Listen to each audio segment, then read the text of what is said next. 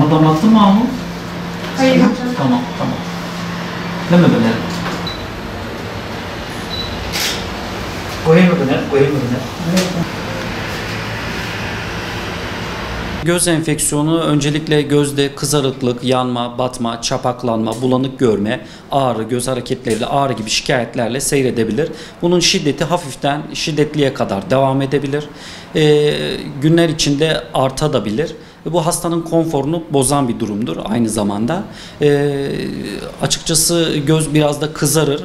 Hani bunu tespit edebilmemiz için, enfeksiyon olduğunu anlayabilmemiz için de muayene etmemiz gerekir.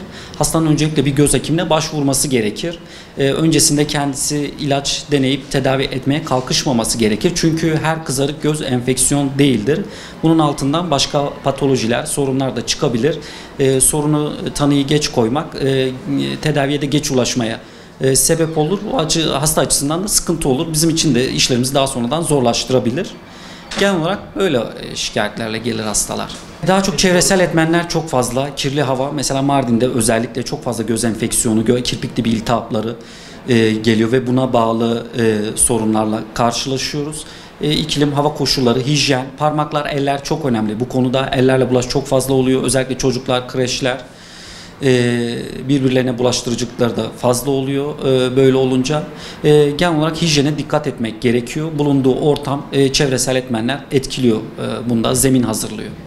Hasta geliyor, şikayetlerini dediğim gibi anlatıyor. Biz de detaylı bir muayene yaptıktan sonra bunun enfeksiyon olduğuna karar veriyoruz ve tedavisine başlıyoruz. Antibiyotikli damlalar, merhemler, suni gözyaşı damlaları gibi damlalarla tedavi ediyoruz ve bunları takip ediyoruz. Bu gözyaşı enfeksiyonları bazen bir boğaz enfeksiyonu gibi olmuyor. Bir hafta 10 günde geçmiyor. Birkaç hafta tedavi edip uzun süreli tedavi takip ettiğimiz hastalıklar da olabiliyor. O açıdan bir göz hekiminin kontrolünde olmasında fayda oluyor. Bazı enfeksiyonları biz 1 ay, 2 ay, hatta bazen 4 aya kadar uzun bir süre tedavi ettiğimiz olabiliyor. Yani her enfeksiyonun şiddeti ve tedavisi, prognozu, seyri aynı olmayabiliyor. Dönemsel olarak bazı hastalıklarda, göz enfeksiyonlarında artış olabiliyor. Mesela bahar dönemlerinde adenoviral enfeksiyonlarında çok ciddi bir artış oluyor. Özellikle sonbahar ve ilkbaharda. Biz de bu ara çok sık görüyoruz bu enfeksiyonları.